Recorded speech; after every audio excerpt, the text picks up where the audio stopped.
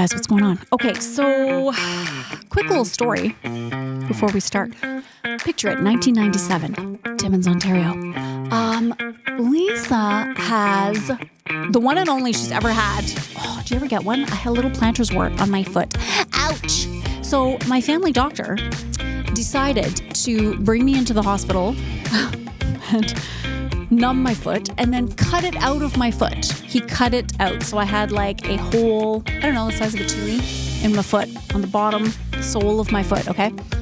Knowing that a week later, I was heading off to Sheridan College to do the music theater program where I would be dancing on my foot for hours a day, 6 days a week. So that happened. And so there's that.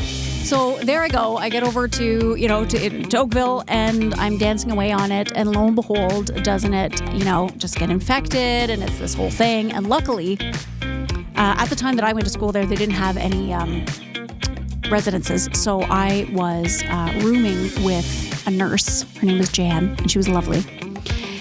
So luckily she was a nurse. And I just remember this one night she came home and it got to the point, I was soaking it in salt water. I was like, I could barely walk on it. It was double the size. It was a problem.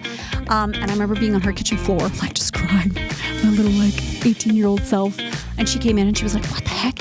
Anyways, jumped in her car. We went right to the walk-in clinic and a lovely doctor there, helped me out big time. But the doctor there was like, okay, who did this? And I was like, it was a long story. My family doctor decided to cut this out. And she was like, you shouldn't do that. And I didn't know this, but they rarely, podiatrists hate cutting into the foot because we're on our feet all the time. It really doesn't heal. Anyway, so now I have scar tissue that's built up on the sole of my foot.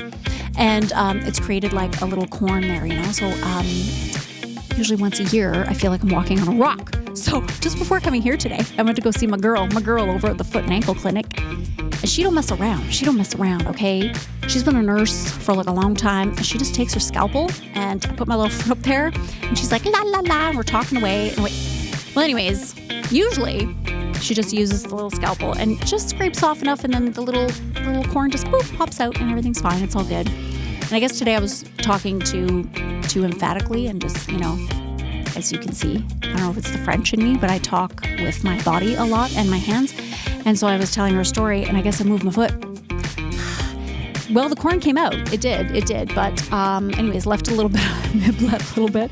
And she was like, okay, I'm just going to put some stuff on it. It's going to be fine. Don't worry about it. It came out. It's all good. There it is. It's gone now. But she's like, I have to put a little bit of stuff on here just to, stop it from the bleeding. And she's like, I'll put a Band-Aid on. Just take the Band-Aid off tonight. It's fine.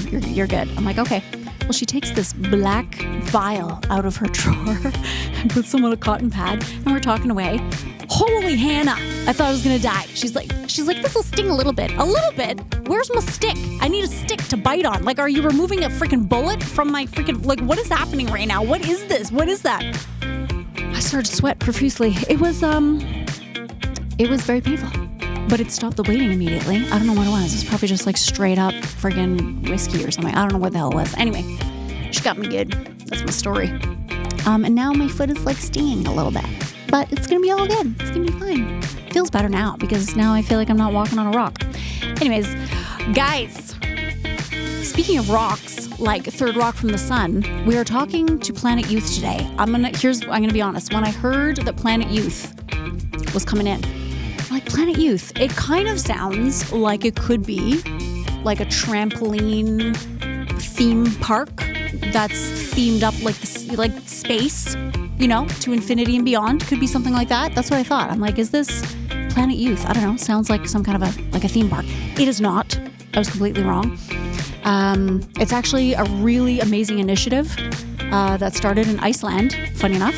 And Canada just adopted it last year.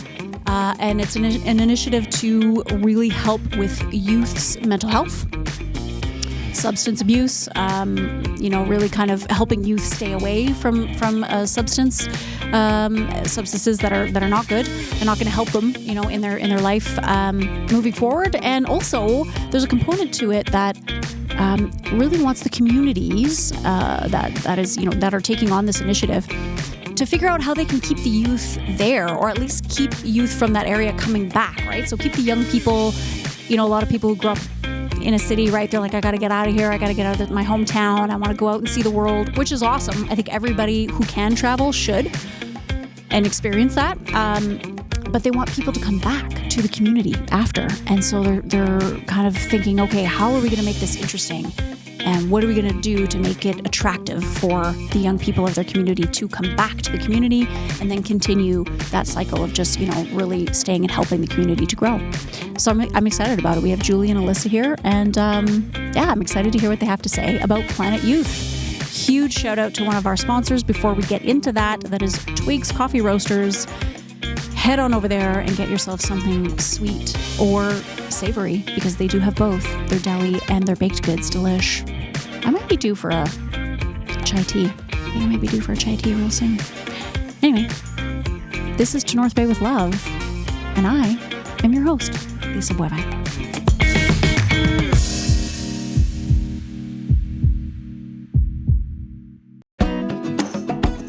North Bay Echo is proud to partner with Twigs Coffee Roasters, a part of the community since 1995. Twigs offers a wide selection of quality beans, fresh roasted in-house every day.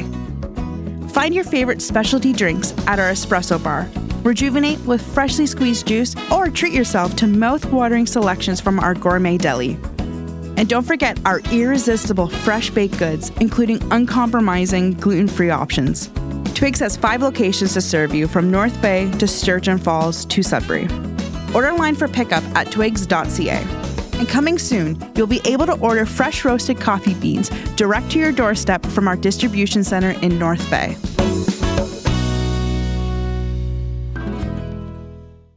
Okay, so we have Alyssa and Julie coming to talk to us about Planet Youth. And I'm like, to be honest, when I heard Planet Youth, it kind of could be like an entertainment park.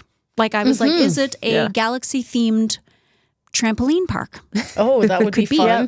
But it's free not for all at kids. Let's add it as initiative of Planet Youth. Totally. I was like, totally wrong. Completely wrong. Okay, so tell me if I got this right. So it is an initiative that Canada has just taken on last year, 2024, like that they just kind of adopted. But it's from Iceland, isn't it? Like an Icelandic prevention model? Is that what they use? Yes, that's what it's based on. Okay, yes. cool. So what? Okay, so what is Planet Youth? Yeah, so it's a community initiative, like you said, based on the Icelandic prevention model. And what it's about, it's based on kind of like a youth survey, and it's community partners coming together to hear what youth are saying about like different things happening in their life. So like if they've experienced supportive relationships, if they have friends, if they feel safe at school, and also things like substance use or well-being, mental health, that type of stuff. And essentially the community is kind of able to look at what the youth have said and then come up with solutions together. So like it's a collaboration. So it's a survey, but like how do they like administer the survey? Do they just kind of like hand it out to schools, or how do they do it? Yeah, so it's done in schools, but there's some prep that has to happen kind of beforehand. So there's schools and school boards are part of the initiative, and it's really kind of building a strategy to figure out like, okay, what's the best way to do it? We did it among grade 10 students, and that's kind of typically where communities focus the survey. Why grade 10? Yeah, so that's kind of... they find that that's a good age where youth have experienced some things. They're old enough to kind of be able to share about the different things that have happened in their life, different experiences, especially around substance use. That might be kind of when they may have started to use substances. Okay. Yeah. But there's also still some time after that where there can be intervention, just like they're still in the high school setting. So it's not like you're surveying them and then they're off to post-secondary and no supports around them. So it's kind of like a good point in time to capture like what the youth experience has been so far. Yeah, like maybe have like the maturity to kind of really voice what they've experienced and stuff, but still have the immaturity or the youthfulness to kind of embark on something that, you know, maybe like an initiative that a community wants to put in place. Yeah, because of the surveys. Okay, cool. Yeah. And to add to the survey, it's really based on protective factors and risk factors that can contribute to substance use or mental health issues. And And it's really looking at that from the child's perspective so that we can, as a community, like Alyssa said, really engage in helpful promotion of mental health and of wellness, overall wellness for youth. And it came from Iceland. So why are they using that model? Like, why is it just that's like a really good model and everybody thought it was really well thought out, and so that's what they adopted here in Canada? Or so they came up with the model, so that's hence the name. It's the Icelandic prevention model. So kind of the story behind it was in the 1990s, they were experiencing some of the highest substance use rates in Europe. So they were kind of ranking pretty high around alcohol use, smoking, cannabis use. So they were like, we need to do something about this, because they had up to that point in time just been relying on educating youth about like the dangers of drinking and drug use. But that wasn't working because like education on its own, like there's other factors at play. So what they did, they looked at research from around the world, different places around like research from the field of like criminology, sociology, and it showed that young people are products of their environment, and so they don't make decisions about substance use in isolation. So there's a lot of different factors that influence that. So based on that research that they did, they developed the model. So they decided to do a survey just to kind of track like what was going on with youth and, like Julie mentioned, assess the different protective and risk factors. So they established 4 domains of factors. So that's like parents and family, school setting, peer group, and leisure time outside of school. Okay. So all the places where young people are spending their time, they wanted to know like what's happening in these settings, and then also how is that correlated potentially with outcomes like substance use. So that allowed them to figure out like where are potentially some areas that they could intervene and make changes to that social environment so that youth would ideally be less likely to use substance over time. That was so cool what you just said then, because that really hit me when you said, youth don't make choices on their own or like when they're alone. And it's so true, right? Like you're not going to, if you're at home on a Friday night, you're probably not going to think, I'm going to, go to the liquor cabinet and just get drunk by myself. Like it's usually you have peers with you, you have friends with you, you're at a party, you're at you're out at the lake, and there is that kind of peer pressure maybe, or that kind of social thing of, if you want to be cool, then, try the cigarette, try the, you know what I mean? So it's, that's really interesting that they would really look at that, a community thing. Yeah. And even beyond like the social relationships that they have with their peers, if we look at, for example, the science of resilience and neurology, we can contextualize stress in 3 categories. So there's positive stress, which are experiences that build our brain architecture, that build our resilience. So those are like new experiences, meeting new people, doing exams at school, new job, doing a podcast, and those are the experiences that you want children to face, and they really strengthen our self-esteem, etc. And it's still stressful. You still need caring, positive relationships in all settings to support you to get through that. And then there's tolerable stress, which is experiences that are out of our control. So, for example, the pandemic, storms, death of a loved one. And again, what we see is positive relationships and community engagement helping us to get through that in a good way so that it builds our resilience. And then there's the whole science around toxic stress, which are experiences that we want to avoid as much as possible. But the truth is that 7 out of 10 youth by the age of 16 have experienced at least one toxic stress in their lives. So that could be like a very conflictual divorce, or the parents' own difficulties with substance use, or abuse family with like abuse, different types of different types of abuse, or something. Different types of abuse. And what the research has shown is that those experiences of toxic stress, which is also youth going through that without any positive supports from caring adults, it actually highly increases the chance of engaging in substance use. So, when we think about the peer relationships, yes, that can influence it. But as well, the absence of caring adults can influence the risk of engaging in unhealthy behaviors, as well as the exposure itself to these toxic stress. Yeah. Huh. Those numbers, that like 7 out of 10. Yeah. Is that bigger than it was? Like, is it generally climbing, or? It goes between 6.4 and 7 from the different researches that I've seen. But the research was done, and what we mostly hear of in terms of toxic stress is adverse childhood experiences. Okay.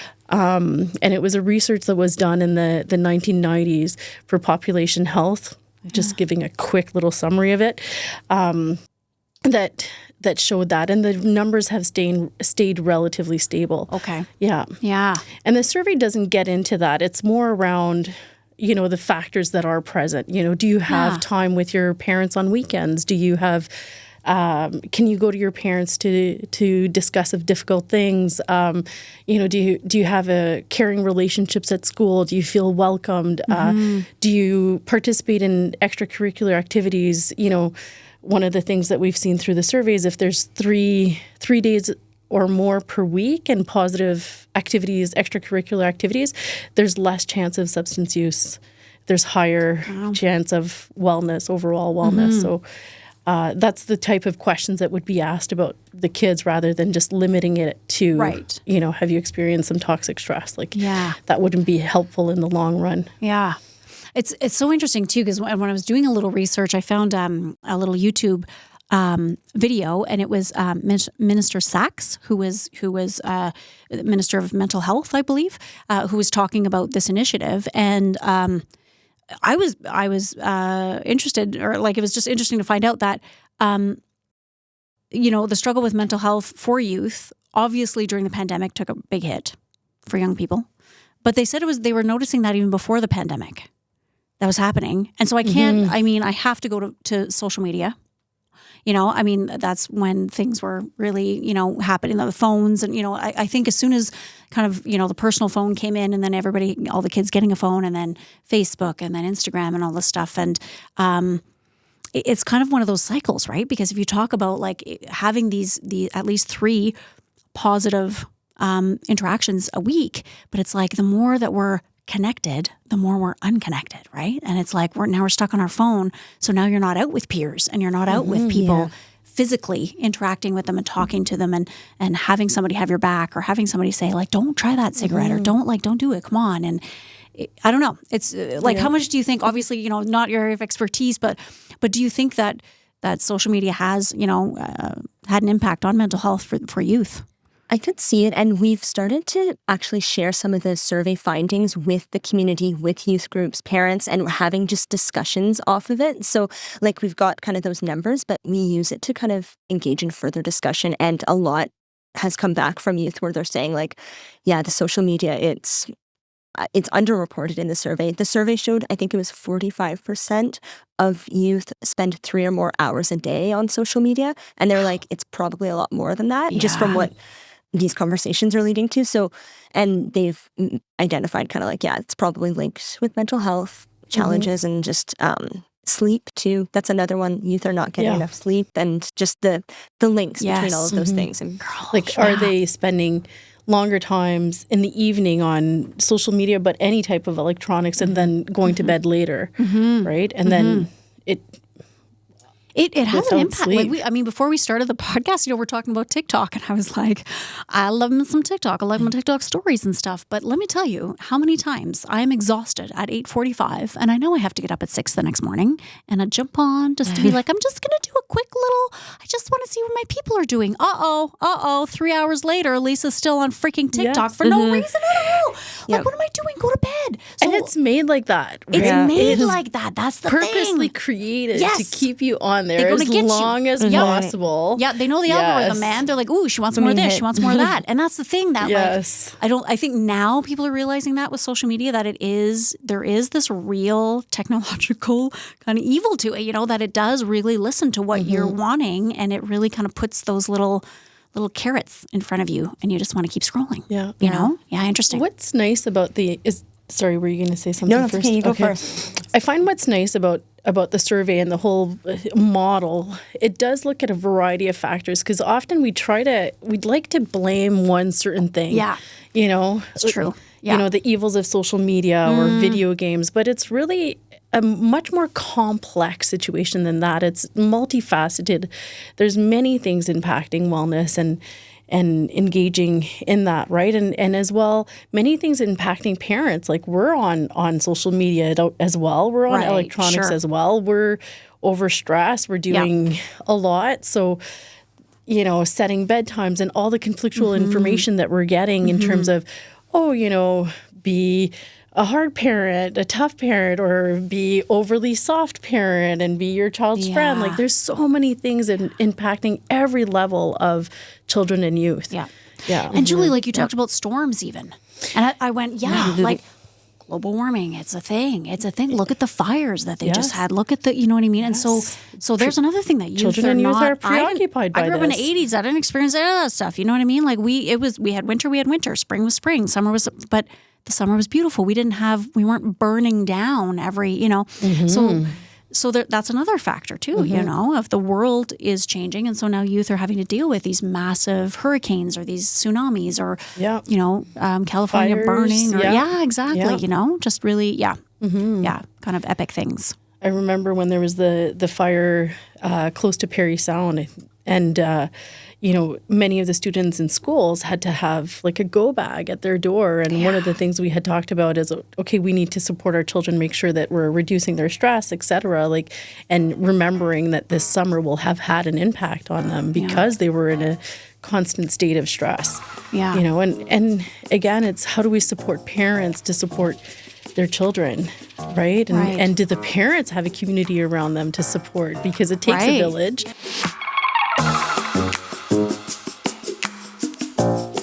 Listen, we're going to take a little break from talking to Julie and Alyssa because we have to thank one of our major sponsors who are advocates, big time advocates for all sports in the community. They really are. Source for Sports. So listen, if you are starting out in sports or if you've been playing sports for a really long time and you are looking for some expertise, head over to Source for Sports because Paul and the team know exactly what they're talking about. I mean, they're all really active in sports, and they're small. They're a small knit community there, so they really know their products. And they not only have all kinds of sports products in terms of like equipment that you need, but they also have uniforms that you can order too, which is really cool. So expertise, a huge interest in the community and in sports on all different levels. So head on over to Source for Sports whenever you need something sports-wise, because they are the guys to talk to, for sure. Thank you so much for your support, guys.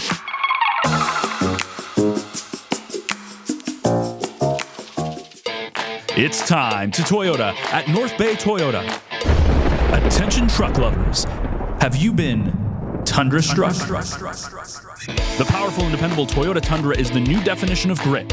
Ask us about amazing lease deals on a 2025 Tundra Double Cap SR 4-wheel drive and experience ingenious levels of capability, technology, and refinement.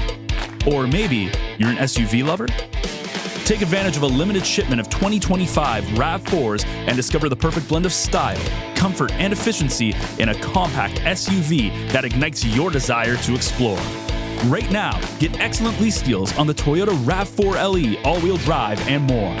It's time to Toyota at North Bay Toyota, 640 McEwen, or online at northbaytoyota.com for details. Okay, so Planet Youth, so you send out like the surveys, you gather this information, and then what? Like how do you, like what are the things being implemented right now? Or like, because part of it was something about like having the youth come back to their community. Like I know Minister Sachs was talking about like Nova Scotia as having kind of a big, an issue, just that like a lot of the youth are leaving and then not ever coming back. And they're just like, how can we make the community more attractive for them to come back, or why are they not coming back?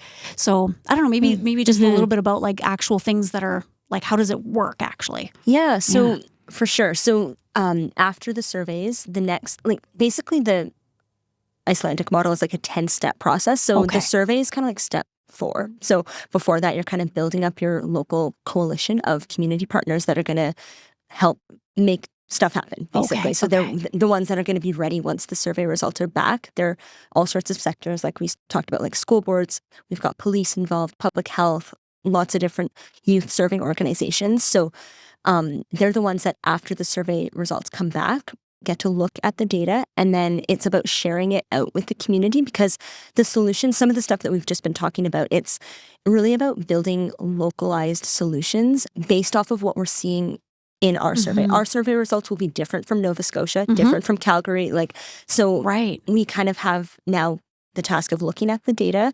engaging with as many people as want to be involved. So that's why we've got a website with the survey results on them, so anyone can have a look at those. And then it's going to be setting some goals based on like the priorities that we identify and making an action plan to respond in different ways. And it's kind of like a cycle. So the surveys are meant to be done every 2 years. Okay. So we kind of have a 2-year cycle that we're working with to respond based on what the youth have said. And there are some actions kind of starting up now. So we're sharing out the data, doing some engagement, and then also we have a bit of funding that partners have been able to implement some strategies based off of what they're seeing. So it's kind of exciting. There's almost like a little micro grant situation happening. So it's there's some good work starting up, and we'll be able to kind of share that out with the community as it happens. So yeah, it's the exciting time now where we get to like talk about the data, just like really engage with people and like see what types of actions we want to do.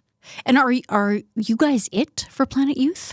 No. Like, are you okay? Because when you said like we had to go out and talk to the police and we talked to school boards, and I'm like, is this just you two going around knocking Absolutely on doors? not. Like, that's a lot. Alyssa is the lead. I think there's a lot that falls on public health unit. Yeah, so I'm like coordinator of it. But it's through the public health unit, is it, or part of it? Or? Public health is a partner, but like I'm kind of in the coordinator role. But definitely it's a group effort. So our steering committee has like about 50 members at this point, maybe about like 30 or so organizations represented, maybe a bit less, but like all local?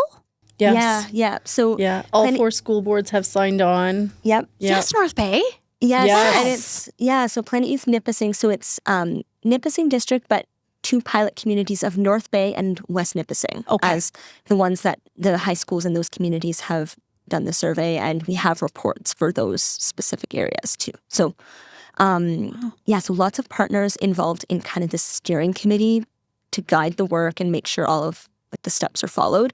But what's next is kind of getting some action teams started up. So people, like right now it's a lot of organizations, but anyone can join one of the action teams. So we're getting those started up. We've got an event happening in Sturgeon Falls, March 4th.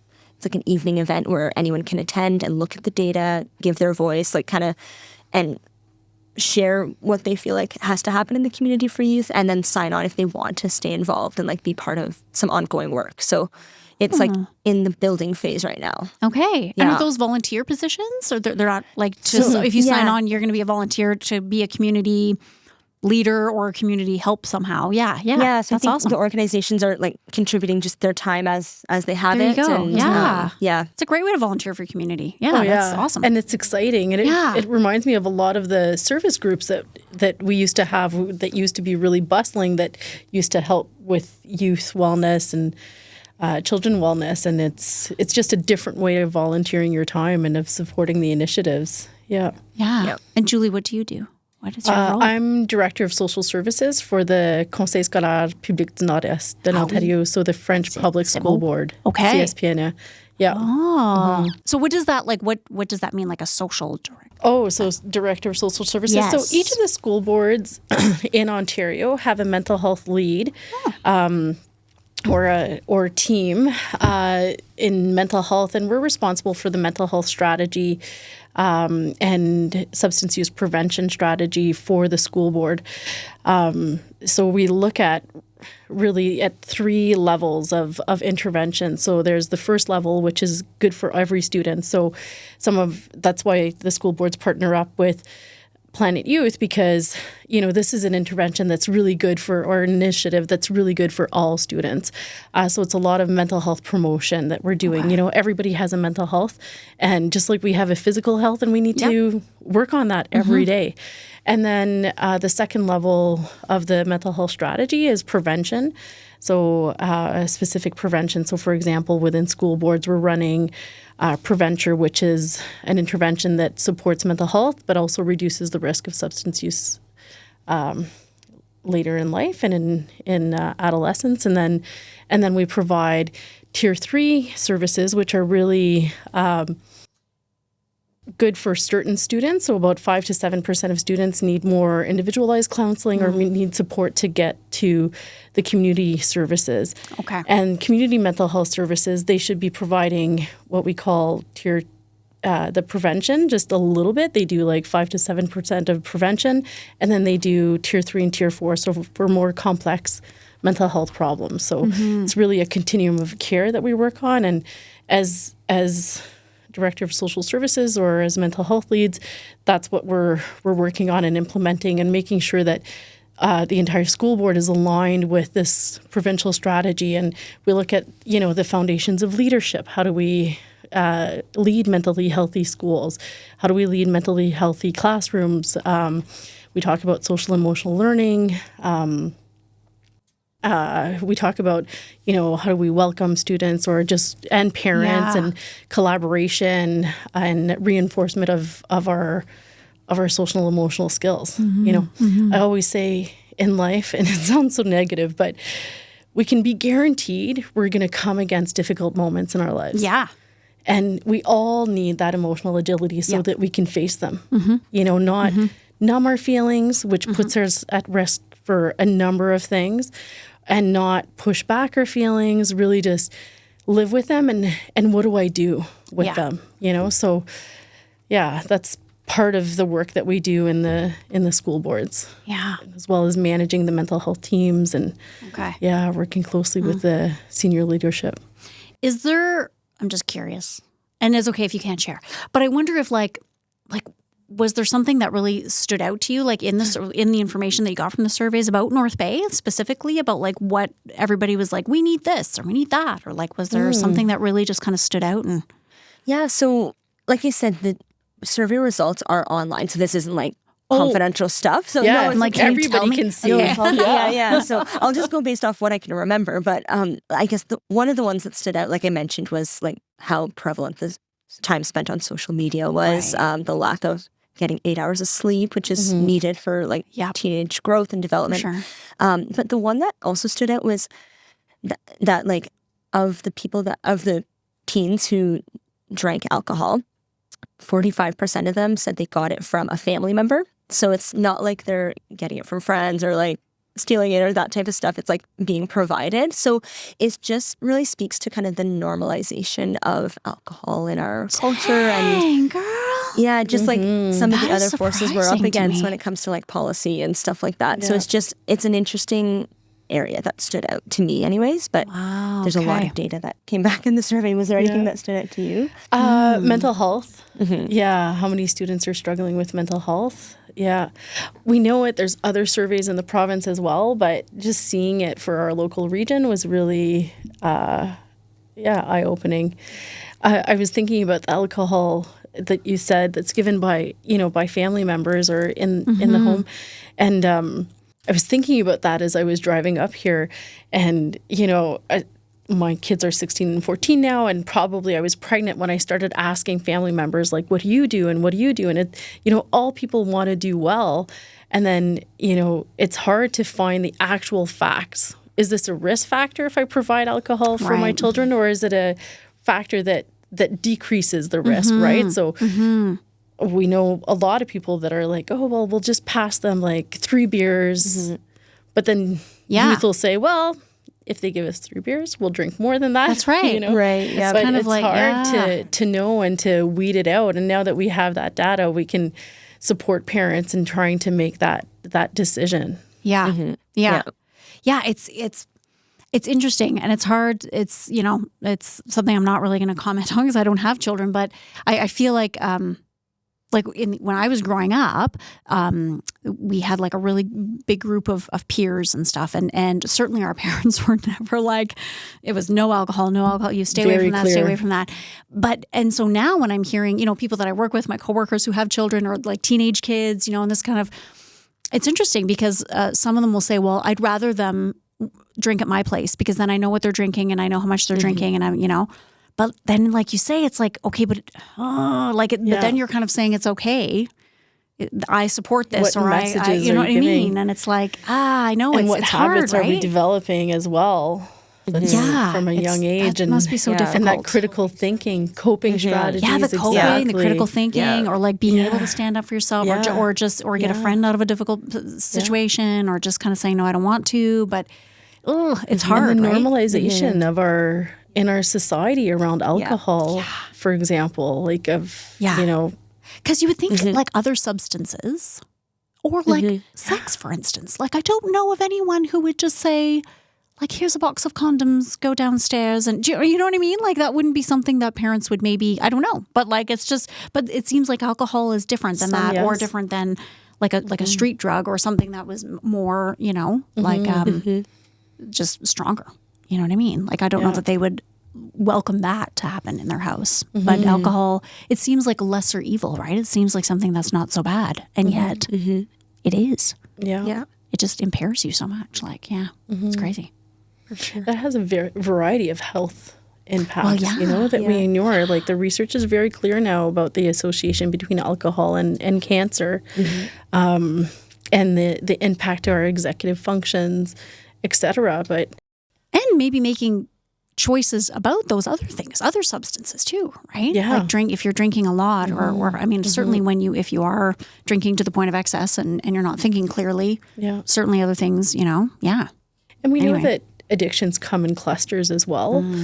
So, I don't know. It's just kind of stacking the deck for positive experiences. Yeah, that's great. Yes. Yeah. And there's certainly no judgment because I think that it's so hard as a parent to navigate all of that. I can't imagine. Like I can't imagine. You said like for the question of sex, like I have no clue. Like again, I'll be doing like a survey when that comes up to all of my friends and looking online. It's such hard decisions and it's not clear cut. Yeah. No. Well, because, and you have like, again, I mean, you can't compare being a parent in the 80s or 70s or whatever to being a parent now because there was no social media. Like that's a whole other world that you're contending with.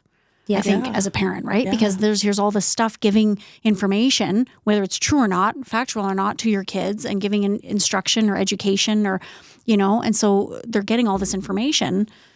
And it's hard. I can't even imagine. I can't imagine how hard that would be to kind of say like, what are you watching? And that's not right. Or come and talk to me. But then it's like, what teenage kid is going to go talk to their parent about alcohol or drugs or, sexual intercourse? Like it's just a hard, it's a hard thing to kind of, for a lot of kids to go and just have an open conversation with, with their parents. And that's why too, with this Icelandic model, we're not going to, like people often ask like, oh, is it going to be like the same interventions that Iceland did here? And it's like, it can't possibly be. We're not the same country. It's not the same period of time. So we have to be responding to what is happening now here with our local data and our partners that are involved. Just that's awesome. Having relevant solutions. So thank you so much for coming in. Thank you for having us. This is so really exciting to talk about. Yeah, it was really cool to talk about. I had no idea. This is awesome. This is one of the things I love most about doing this podcast is just learning so much about this community. Like learning like all the underground stuff that's happening behind the scenes, that you don't always see, but make these massive impacts in the community. So that's awesome. Sure. We're getting a bit more public now. We have a Facebook page, so if people want to follow us on Facebook. What are you on Facebook? Planet Youth Nipissing. Planet Youth Nipissing. Okay. And then the website is it the same? PlanetYouthNipissing.ca. I'm all alone in the studio. Like the first time I'm all alone in the studio. Ben's gone. Hello, producer. Okay, guys. That was a really interesting chat with Julie and Alyssa about Planet Youth. What a cool initiative. I loved that Alyssa said, people don't make those choices, or youth generally don't make choices to use a substance while they're alone. it's usually like in a peer group or at a social event.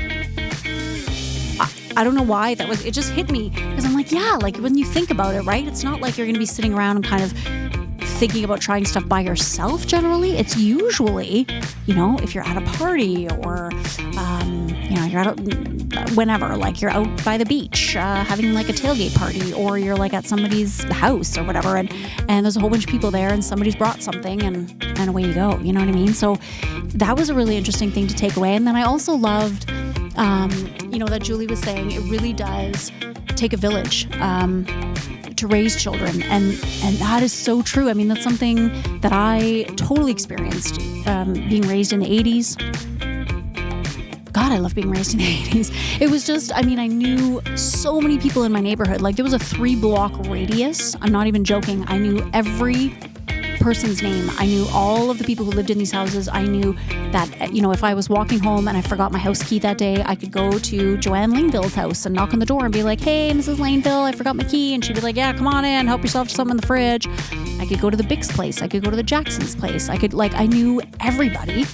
And they all knew my parents, and my parents knew their parents, and we had block parties, and we, and it's just a different world, right? It's just a different world now. Of course, we didn't have social media back then either, so that's a huge thing that they have to contend with now. So I shout out to all the parents out there, because I don't even know how you do it. I don't got no flesh monkeys. There's no yard apes. I got no yard apes, and I can't imagine how stressful it would be.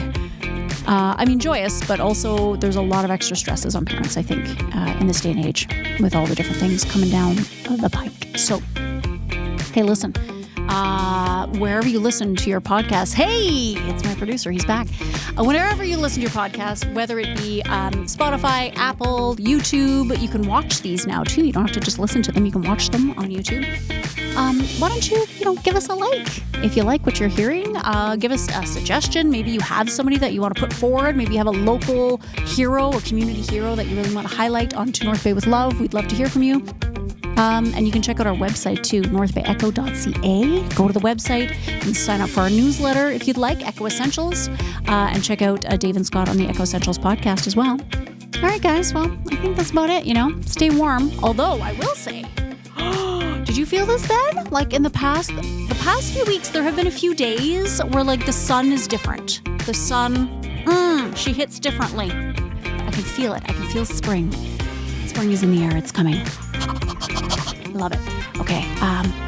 Until next time. Much love, North Bay.